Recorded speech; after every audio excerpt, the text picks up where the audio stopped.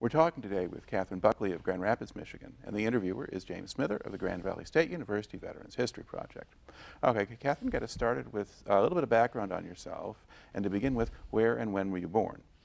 Oh, that was a long time ago. I was born in Muskegon, Michigan, in December of 1946. Okay. And did you grow up in Muskegon, or did you move Yes, around? Okay. I grew up there. I left Michigan in 72. Okay. Now, when you were a kid, what was your family doing for a living?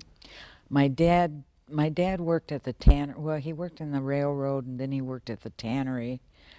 He was injured. There were 7 of us kids. We grew up pretty well dirt poor. Mm-hmm. But my was a World War II vet, so we were raised very patriotic. And Okay. All right. Now, did you graduate from high school? not with my class. Okay. I ended up going back to high school when I was in my 20s and got my diploma. Okay. So when did you leave high school, or how old were you? 16. Okay. And what did you do when you left school? Babysat and all that. And then I got married young. I got married when I was 17, I think it was. Okay. And then at that point, did your husband work and you stay home? Or? Yep. Typical. Okay. And then how long did that go on? I got a divorce in 69, I believe it was. Mm-hmm. And then I was a single mom for years, and I worked. I bartended, and I worked in a factory to raise my kids. Okay. So how did you wind up in the military? Actually, it was a dare. At the time I lived in St. Pete, Florida, Mm-hmm. and raised my kids there. And we got a thing in the mail to join the reserves and Navy reserves. And so my husband, I told him, I says, "You want extra money?" I says, "Why don't you join the reserves? You were in the Army." And he said, "No way." And he's reading it, and he says, "They want optical men." He says, "Why don't you join?" And I says, "Okay, I will." And Okay. he says, "They won't take you. You're a woman." Well, that right there, the dare was there. Okay. Now, they wanted optical men. Yes. Explain that. An optical man repaired navigational equipment, Okay. periscopes, gunsights, turrets, sections, anything that was the eyes. Okay. Now, what did that have to do with you? I was an optician. Okay. So you had kind of moved on from tending bar at that point. Yes. When we moved to Florida, I took a job as a receptionist in an optical, at Milligan Optical, and I got bored with filing and everything, and wanted to learn the aspects of optics. Mm-hmm. And the first thing that my boss did, and he was great, he got a great big cardboard box, and it was full of frames that were not put together yet, and he said, "Put them together." And I had to search for the parts and everything, and so I was a journeyman. I went, and then I took the optical board in Florida, which was a very hard one. Okay. But you passed. I passed. All right. Okay, so now you decide, okay, I'm going to go sign up. So what was the enlistment process like? Because I was in the reserves for, I think, about 6 months, I didn't have to go to boot camp. They didn't make that mandatory until 1982. Okay. So when you joined the reserves, how did you actually go about doing that? When I joined the reserves, Yeah. I had to go down and, fill out the papers I wanted to Okay. join. But before they would take me, I had to do a resume. I had to get, men didn't have to do this. I had to get statements from doctors that I worked with, ophthalmologists. I had to get, my boss had to sign off that he would allow me to join. I had to have a complete resume of my knowledge, every tool that I used as an optician. So it was quite extent. Okay. Did they give you standard military aptitude tests, or did you skip that? They, I, that part I don't remember. I know we had to do tests, but Okay. That's probably what yeah. those were. So That's just the basic skills and knowledge stuff yeah. that they give everybody. Okay. But you were signing up for a specific program in this case, so the stuff that they wanted from you was really geared toward that. Right. And actually, it didn't relate to it at all. But I did use that experience when I was on board ship, because an optician in the Navy is a corpsman, and they got very little training. But they had the equipment on board ship, and I was the only one who knew how to use it. Okay. It's a little farther down the line. So, okay. So initially you're in. So for the first 6 months, you're still in the reserves at this point. You're not active duty. So in the reserves, what did they have you doing? I watched a lot of movies, Victory at Sea. And that's basically all I did. Until I had my, well, we did go for, I think it was like 10 days. We went to Jacksonville, Florida, and I worked in, I've got pictures of it too. It was in a machine shop. Had nothing to do with my rate. And I mean, they had wrenches that were this big. And, but I never worked in my rate until I was active duty. Okay. Now the reserve unit that you were in, what kinds of people were in it? Just your average, everyday, go to work, 9 to 5 people. Okay. And I was, and the age groups were quite varied in the reserves, because some people had been in there for 15, 20 years. So. Okay. All right. And was the unit, was it a support unit or just a general one that would supply extra people for bases, or? No. The reserves is just a ready unit, unit that is called it for war or whatever. And I was in a, what they do is they put you in groups. Like, we were repair. Okay. So, like the eye seamen who repaired clocks, and they were with us. The ETs, the electricians, they were with us. The components that related to what I repaired, then all of us were like in one unit. Okay. So it was fairly coherent in that sense. Yes. You all had a certain set of related jobs. Right. Okay. So you do that for about 6 months, and then how is it that you wind up on active duty? I just put in for it. Okay. And optical men in the Navy at the time, the whole Navy only had 256, and it was a very, very small rate. And so there were always spots available because people got out and so on. Okay. And so I put in for it, and that was a task. Okay. And because I had to go through the whole thing again, because number one is the first time I was denied because I was over the age limit. Yeah, you have to do 20 years by your 55th birthday, and I was about a year over that. Okay. And but my experience and the knowledge I had in the optical field was a big benefit. And but I called my congressman and got a letter from him from Florida, and that's how I went active. Now, how did your family respond to this?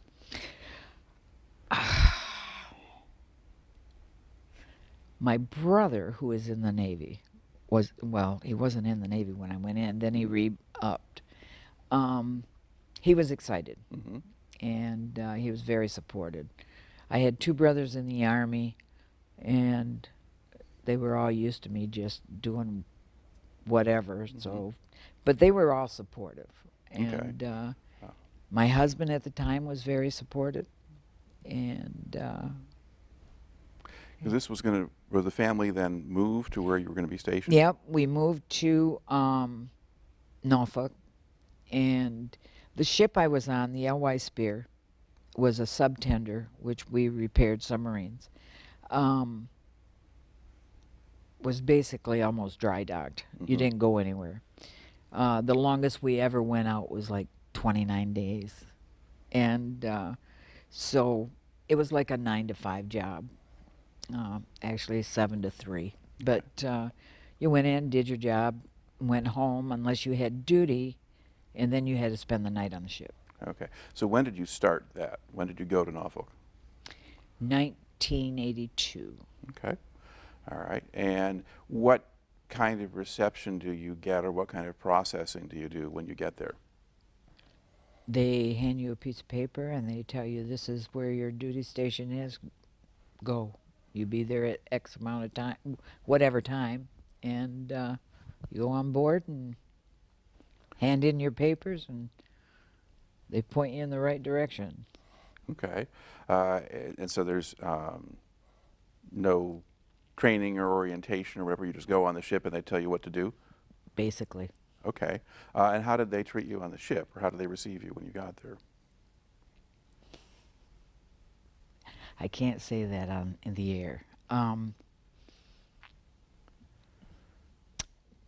I walked into my shop, and my chief, who was my immediate boss, he said, you're going to have to pull your own weight. We don't give women any special privileges. And I thought, ooh. I mean, those weren't his exact words. In that time in the military, it was a little harsher. Mm-hmm. Now, were there any women there when you got there? One other, well, there was women on board ship. Mm-hmm. There's only one woman in my shop. Right. There was maybe 4 in my whole unit. So Yeah. we were, and we were treated differently. What happened was the L.Y. Spear was basically like a dry dock ship because they didn't go anywhere. And like my boss, my chief, he'd been on that ship for over 10 years instead of transferring off like they normally do. Mm-hmm. A lot of them stayed right on there because they knew they weren't going anywhere. And so they could go home every day. And they would wander around the ship with no shirts on, or they didn't care if they walked around in their skivvies or not. So now us women are on board, and their whole life changed. Mm-hmm. And we weren't welcome at all.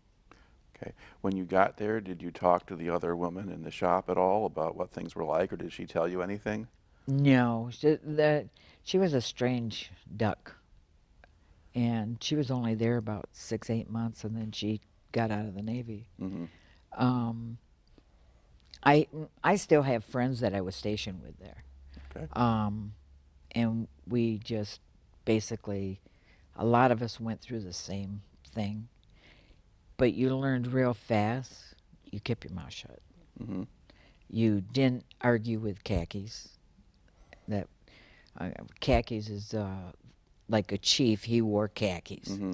We wore dungarees. Okay. So, and the officers wore khakis. So, you didn't argue what they said was law, and you had no place to go if you had a complaint. And if you did have a complaint, you were usually out of the Navy. All right. Now, what did your physical job consist of when you were on the Spear? What were you doing? I repaired binoculars. Now, see, I had no training. I didn't go to A school, and I came in as an optician, and it wasn't related at all So repairing these was Greek, and so it was basically on the job training. Um, you would have to take a pair of binoculars and break them down to the shell and then put them back together, and you had to adjust them and make sure that they were lined up right. We repaired periscopes. We took those apart and put them back together. We had to gas them, and it was tedious. There's prisms and lenses, and Now, if you're working on a periscope, does that require several people to work together to take it apart? depending on a periscope's very delicate. It weighs about 2,000 pounds. It costs a lot of money. Mm-hmm. And when you take the head off, it's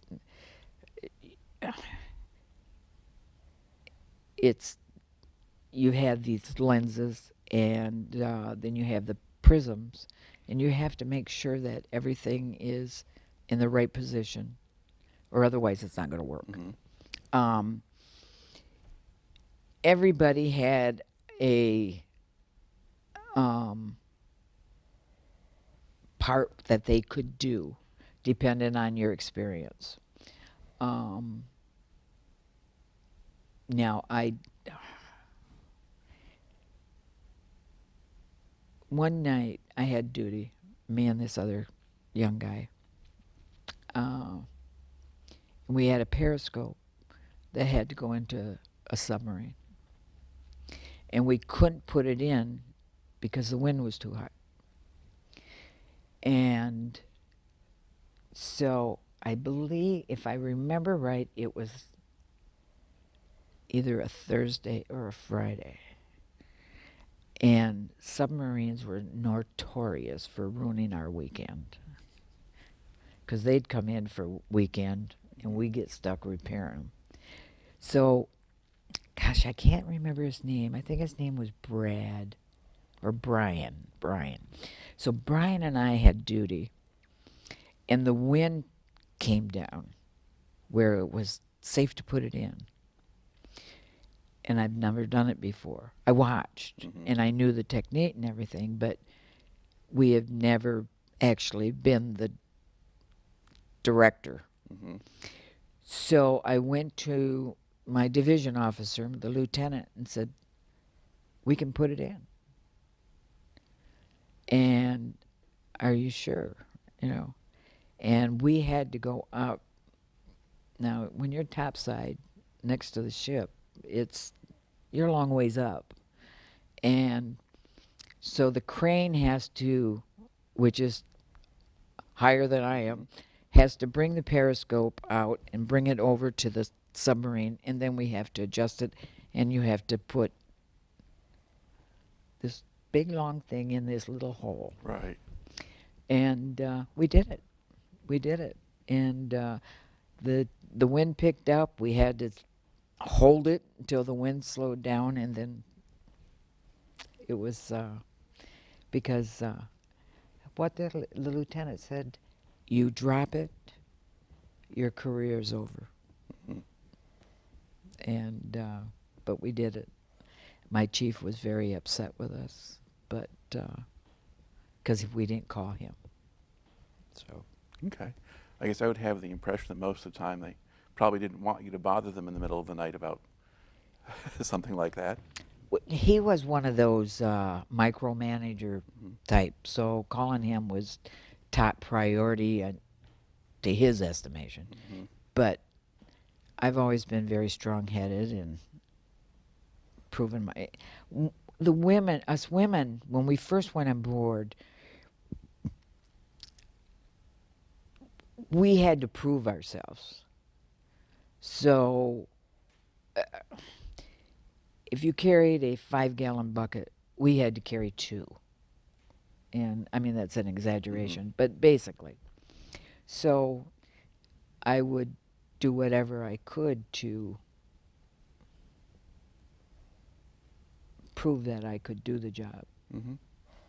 And it's sort of characteristic of women breaking into a lot of fields. You sort of have to do it better than the men, or like Ginger Rogers doing everything Fred Astaire did except backwards and in heels. Yeah. That sort of thing. Now, did that work? I mean, did a lot of the men in the crew kind of come to respect you? You were on that ship for 2 years. I mean, did at least some of them recognize you could do the job? I think that yes.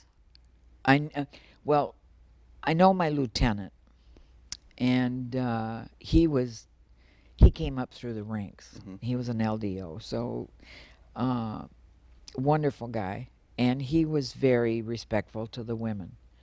My chief, he would never acknowledge that we did anything that was worth talking about. Okay. Now, most of the other enlisted or people around your rank, they would have been younger than you. Yes, matter of fact, I was in berthing. There was 56 of us in our berthing quarters, and I was referred to as mom. Mm-hmm. And because most of them were like 17, 18 years old. Now, did you get treated with a little bit more respect by the young people just because you were older? I think so. You know, one time we were going to go out on hit the beach, Mm-hmm. so to speak. And these girls just dressed like they came out of the field almost. So I said, no, we're going to dress. And I says, you're going to dress like you're going to church. And we went out, and we did. We had a wonderful time. Mm-hmm. But I never owned a pair of jeans until I went in the Navy. And so they broke me into that. Okay. All right. So now, did your kids adjust okay to moving to Virginia, or? Yes. Matter of fact, I had a son that was in the Marine Corps when I went in. Okay. And I had 2 at home. And my son adjusted all right. My daughter, she didn't like the moving around. Mm-hmm. But I think she did all right. Okay. All right. Now, you said you were on the Spear for 2 years. Now, was moving on a normal thing to do, or did you request a transfer? Or? No, it's normal. I could have stayed there, Mm-hmm. but I hated it. So I re-enlisted, and I had a choice of a couple different places, and I wanted to stay in Norfolk for Mhm. my kids. So I asked to go on the Shenandoah. I put in a request for Mhm. that, and then was given that. Okay. And what kind of ship was the Shenandoah? It was a destroyer tender. We repaired everything that floated. Okay. Describe these ships physically. Like, how big were they? What did they look like? They're 600 feet, 10 inches long. If I can remember the widths. I don't remember that. But we had like 6 below decks and 5 above decks. And then you had your main deck. So these are pretty substantial. They're bigger than... Right. 1,300 people were on it. Yeah. So, yeah, we had a decent-sized crew. Okay. I guess before we move on to the Shenandoah, I think you mentioned the Spear did go out to sea at some point. Yes. What was that like? Oh, I loved going to sea. We just went out and basically dumped trash. Mm-hmm. Cleaned the bilges or whatever. But, and then we went to the Bahamas, and for 3 days. And that's the only time I went anywhere on that ship. Now, we did go to sea and just do exercises for 10, 15 days. Mm-hmm. I buried my dad at sea. I was the first woman to bury a family member from her ship. Hmm. And I did that. And it was full honors. I had pallbearers and all my friends, all women pallbearers. And it was a unbelievable ceremony. So it was good. Now, how hard was that to arrange? Um, I didn't have to do anything except pick out my pallbearers. Okay. The military has a format Hmm. that where you stand and who does what, who sprinkles the ashes, and the XO is given that. That's his job. But somebody has to start things in motion so that I someone. had to. Okay, when I we called it a chit, but what it is a request form. Hmm. Uh, I filled out a request form to bury my dad at sea, and the captain jumped on it because it's a feather in his cap. Okay. So we did that. It took quite a while to get everything, and we had to do it when we were out in exercises. Um, we did that, and then when we came back afterwards, the captain wanted interviews from the Navy Times and all that. And that got to be old real quick. And I was, when the media would come in to interview me, I was told what I could say and what I couldn't say. Mm. And so finally, after about 2 or 3 of those, I said, you know what? This is a circus for the captain, and I'm not doing it anymore. So I went to my lieutenant and basically told him that. Hmm. I'm not putting stripes on his shoulders. I'm done. So. All right. Okay. All right. So now we can go back to the main part of your story now. You go on to a new ship. What was, how were your duties on the Shenandoah similar to or different from what you had done previously? On the Shenandoah, we basically repaired gunsights, binoculars, sextants, turrets, and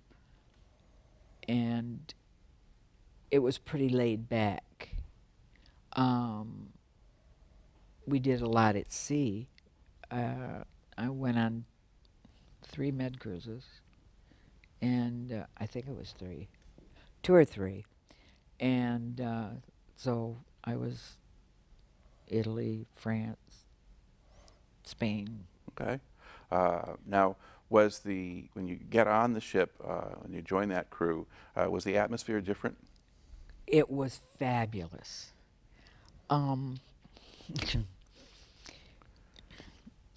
Between my orders from to the Shenandoah, I was like in a holding over at Little Creek, and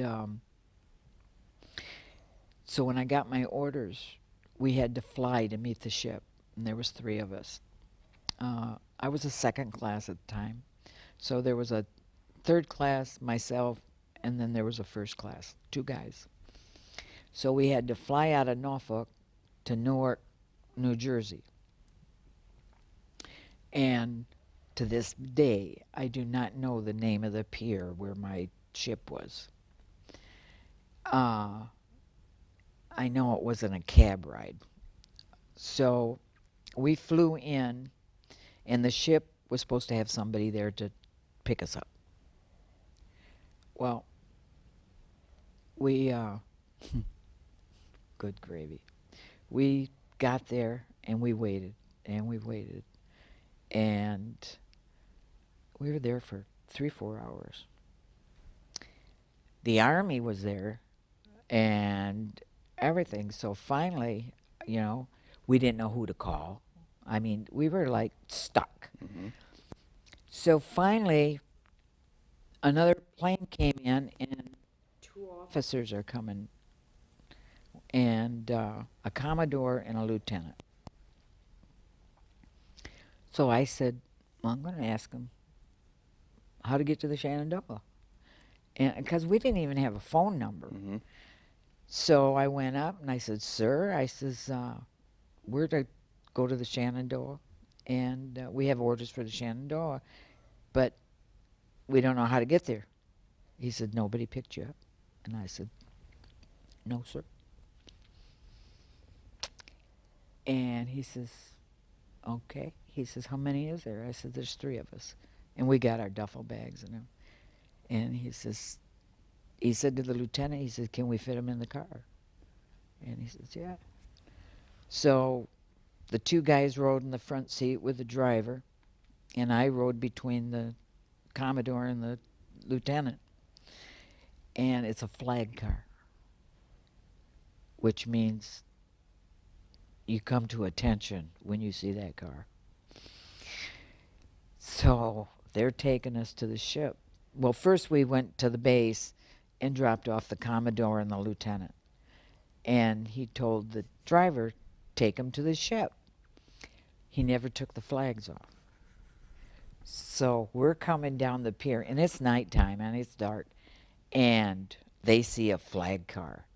Well, the first thing you do on the quarterdeck is you call the captain, let him know the flag, because he doesn't know it's coming. So we pull up, and here's 3 enlisted piling out with all this stuff. So we go on board, and I mean, we were welcome. The chief from the galley came out, and he said, are you guys hungry? He says, it's cold, but you're welcome to it. They fed us. There was somebody that took us each to our berthing areas. I mean, it was, we're treated well. The next morning, I'm in my shop, getting introduced to the chief and the crew, and the phone rings, and the chief comes up, and he says, the captain wants to see you. He says, what did you do? And I said, I don't know. You know. And so I went up to the captain, and I had no idea where it was. So I got up there, knocked on the door, and walked in, and he said, why did you ride in a flag car? I said, because nobody else was there to bring us. And I didn't know where the ship was. And he says, I really didn't appreciate that. And I says, excuse me, sir, but at the time, I wouldn't have cared if it was the President of the United States. I says, I wanted to ride. He said, dismiss. So, because he got reprimanded. Mm-hmm. So, well, nobody else had to be stranded anymore. So why was he, do you know if he called in the other 2? Or there was somebody who was a first class. I mean, shouldn't he have been the one to answer that question? I don't know if the other 2 were called in or not. Okay. But then again, I was a woman, so, no. But, and he might have called them in, and they said, she's the one that has. Yeah. Cowards. Right. Oh. Okay. So what was your new chief like? Chief Van Dyke was wonderful, very helpful, gave training. We had training once a week on different aspects. Prepared us for, he gave us the training to prepare us to go up in rank. Mm-hmm. In the Navy, you're just time in service and aren't given a rank. Mm-hmm.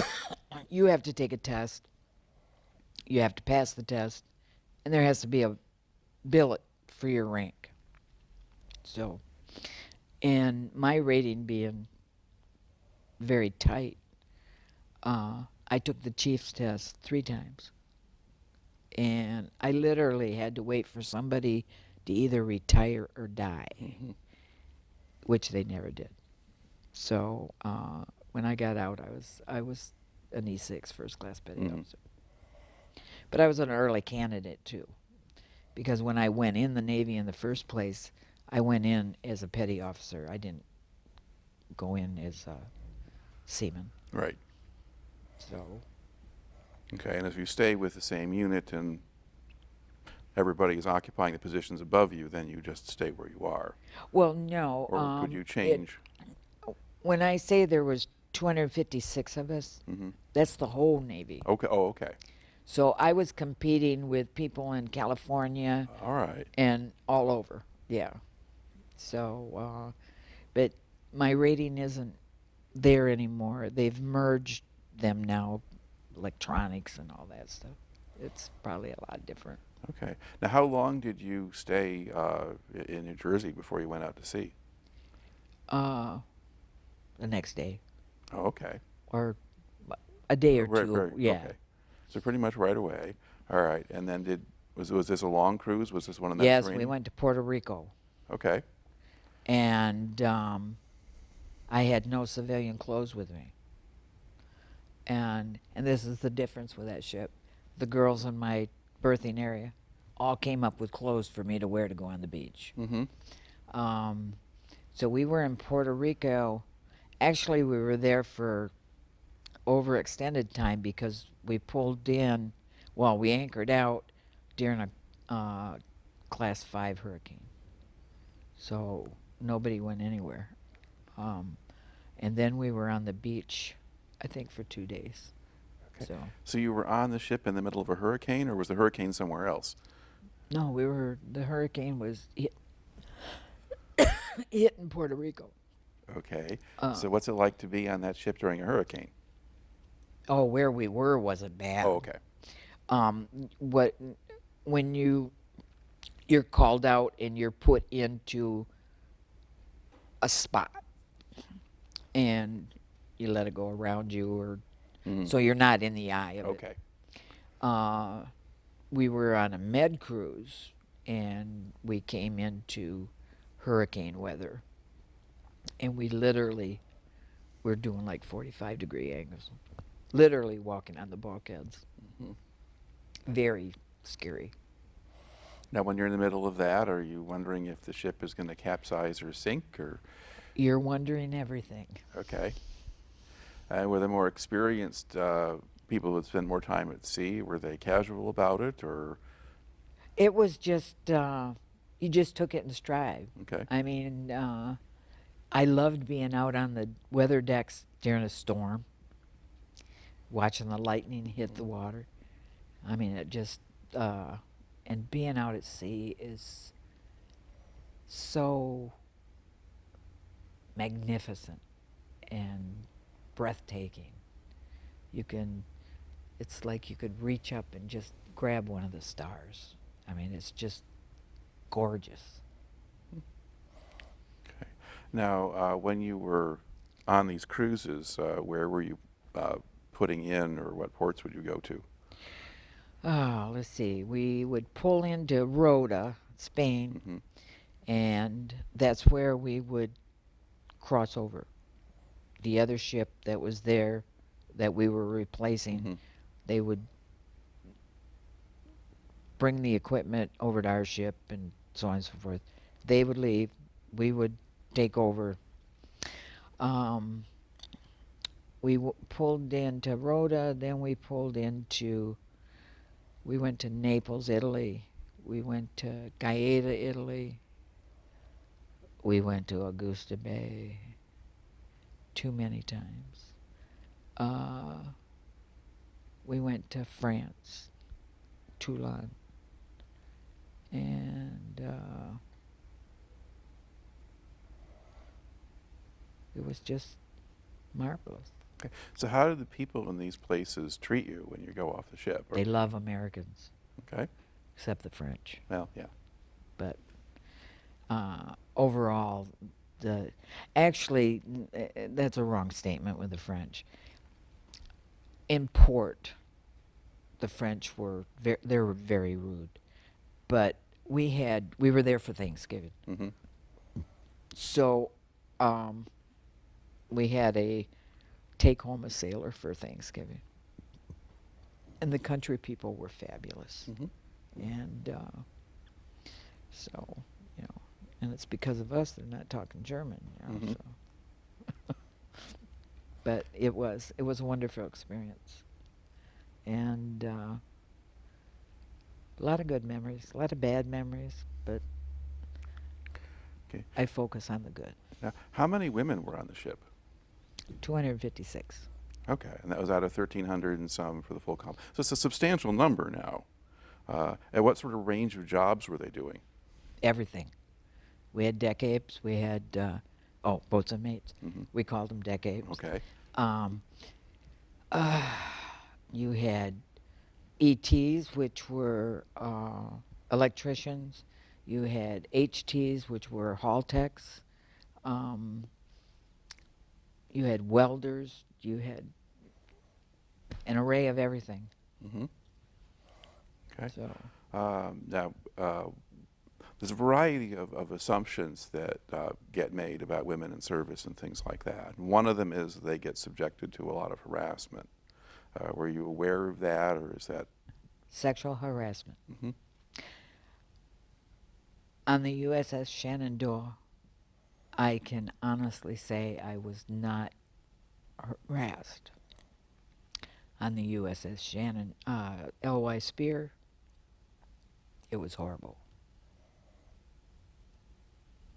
So, we were molested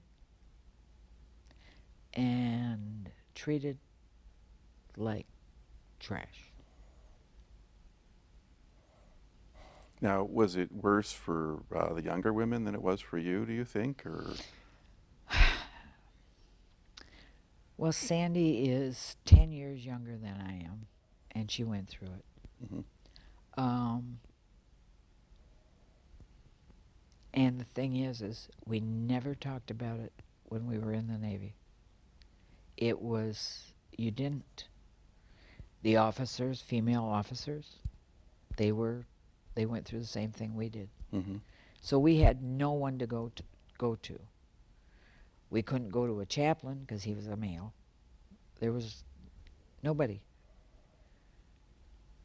Corpsmen, most of them were all males. The officers and the chiefs.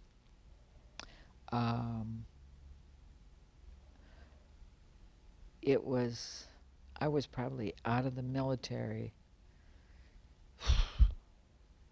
20 years before I admitted what happened.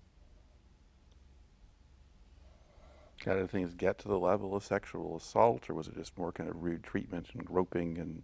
No, it was rape. Mm-hmm. And the sad thing, it's still going on. I have met young women that are getting out of the service now, and they going through the same thing. So a lot of it depended on what ship or unit you were serving with and who was running it, or what the culture was?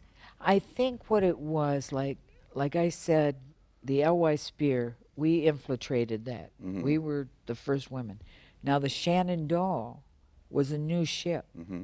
So everybody that came on, they were men and women at the same time. Mm-hmm. So there was no learning curve. Right. You were just there. Mm-hmm.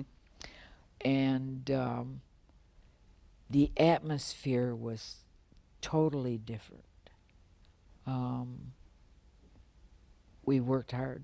We played hard. And they're just... Now, was there stuff going on? Probably. There were guys and girls that hooked up together. Mm-hmm. We had one that the girl got kicked out of the Navy, and a first class became a third class real quick. But overall, when I was on the Shenandoah, we were out at sea, and I had a non-rate come up because I was older. I was like mom to Mhm. everybody. And she was molested by an officer. Um, and the officer told me. So I got the advocate and went through it. But then I found out later that officer had been just shipped around from different ships. Okay. So almost like what the Pope does. You know. Mhm. But it's a lot different. Women have more avenues to go to, Mhm. but you still have the good old boy mentality, and when you get that many people together, you've got the good and the bad. Right. It's impossible to not have that. Yeah. So the overall culture, I mean, it sounds like that has shifted or evolved to a certain extent, and so it's better. And the fact is, this woman could come to you, and there was something that you could do to help her, as opposed to what things might have been on the previous ship. Oh yes, yes, and it was. You knew that you had support, Mm-hmm. which was totally different. And it's sad, but it's life. Okay. Now, did you have the impression that there were some women who were able to kind of fend off problems, or was basically any female vulnerable? I think any female was vulnerable, but I think it would be I don't know. It's like what color hair you got or something like that. I don't know the Now, would a lot of women leave the service because of this kind of thing? a lot of women did.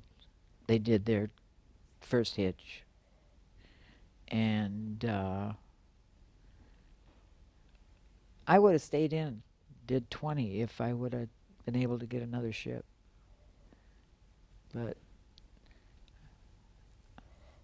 Now, did No. you stay on the Shenandoah basically as long as they let you stay? yeah, Okay. I loved it. And so when you do leave, do you get assigned to a base, or what happens next? Yeah, it was time for shore duty, and so I was stationed at the shipyards in Philadelphia. Mm-hmm. I mean, I had my choices of places to go. I could have went to Hawaii and worked on periscopes, and I had enough of submarines. Mm-hmm. Or I could have went to Chicago to boot camp and been a Drill instructor? drill instructor, babysitter. Mm-hmm. And I didn't want either one of those. So I loved Philadelphia. I loved the culture, the Mm-hmm. historical town. But So what was the job there? we did not periscopes. We did binoculars and stuff like that. But we invented. They invented. It was before me. Mm-hmm. A light that would go into the boiler so they could detect something. And so we had to make those. It was kind of a lame thing as far as I was concerned, but Okay. And then what was just the working climate like for you there? it was good. It was like a 9 to 5 job. I was I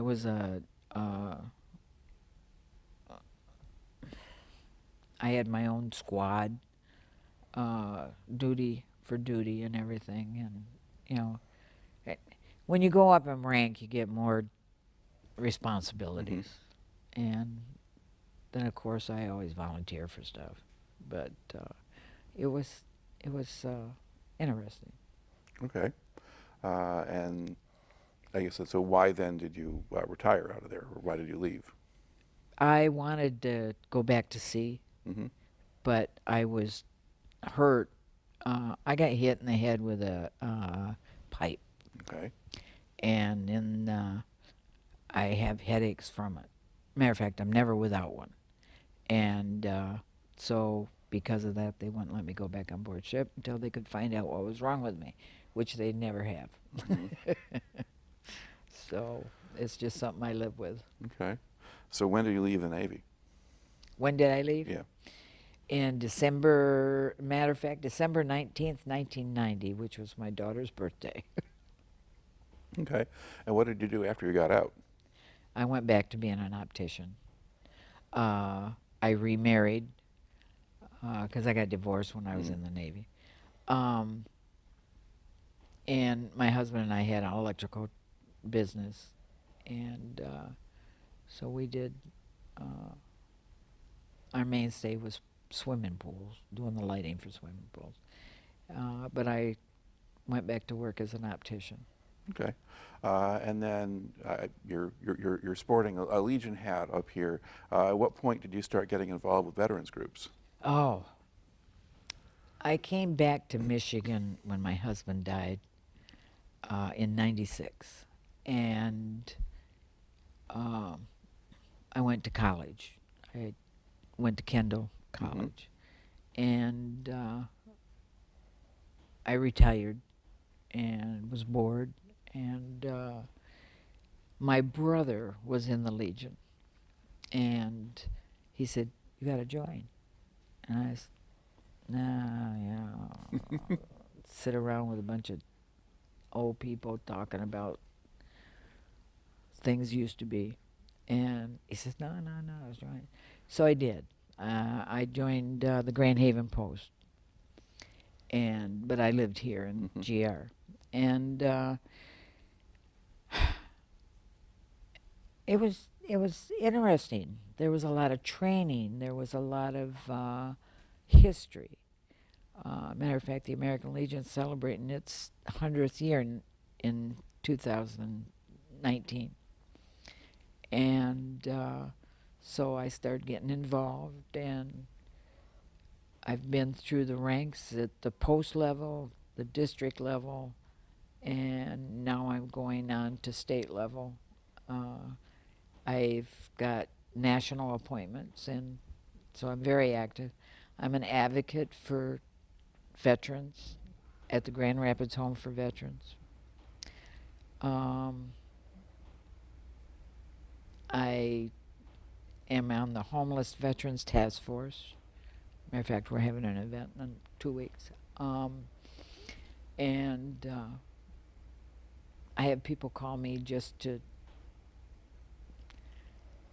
find out what their benefits are. And I'm not a service officer, Right. but I'm on top of what's going on. And I mean, I've had people call me from North Carolina and ask for my help. And I help guys, mostly guys. Women are, you can tell a veteran from a guy, but women, it's kind of hard. But they call if they got problems with whatever and see if I can find them the help. Right. Now, do you deal much with young veterans, with the ones who were back from Iraq and Afghanistan? Or? Mostly, that is what I've been working with, the ones that were in like Desert Storm. Okay. The ones that Agent Orange, Vietnam, those I'm getting phone calls on them. The biggest problem with Vietnam, they don't even want to go for their benefits, but if you badger them long enough, they will. But and the thing is it's a lot of them, they're going into hospice and all that, and they don't want to go for the benefits that they deserve. But I have to convince them that you're not going to be here to reap those benefits, but your wife is. So think of her, sign the papers. So it's things like that. I'm on the honor guard, so I do funerals. Okay. But by and large, the people you're dealing with, they're kind of middle-aged and older, not so much the young ones. Yeah, Yeah, I suppose Desert Storm people may seem young, but yeah. I would say the average is in their middle 30s Okay. and up Well, to 75. yeah, well, middle 30s could well have been, and 'cause we've been in Afghanistan for a long time now, and actually in Iraq for a long time now. Well, So, Desert Storm started in well, 90. that was yeah, that was back in 1991. So, uh, okay. Now, I guess if you think back or look back over your time in the service, what do you think you took out of that, or how did that affect you? I believe everybody should go in the service for at least 2 years. It teaches you discipline, patience. You learn to get along with other cultures, and you learn tolerance. I think that's the biggest one. Hmm. But it's a wonderful education. And,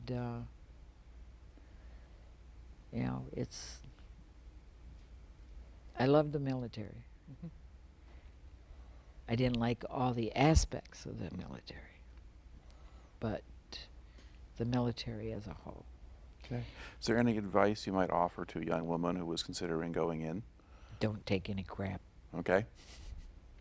But the thing is that veterans, I don't care if we've been out 1 year or if we've been out 50 years. We have a comradeship. We relate to each other where civilians never could understand. Hmm. And I can sit down with a veteran that I have never seen in my life, and we're friends. We start a conversation, and it's like we've known each other. Hmm. It's hard to explain. Okay. Well, it's certainly something that I've observed as an interviewer. I mean, historians always try to understand people who are different from themselves, and you never get all the way there. But you do learn a lot in the process, and you've done a very good job of laying out your story for us, so I'd just like to thank you for coming in and sharing today. Well, thank you.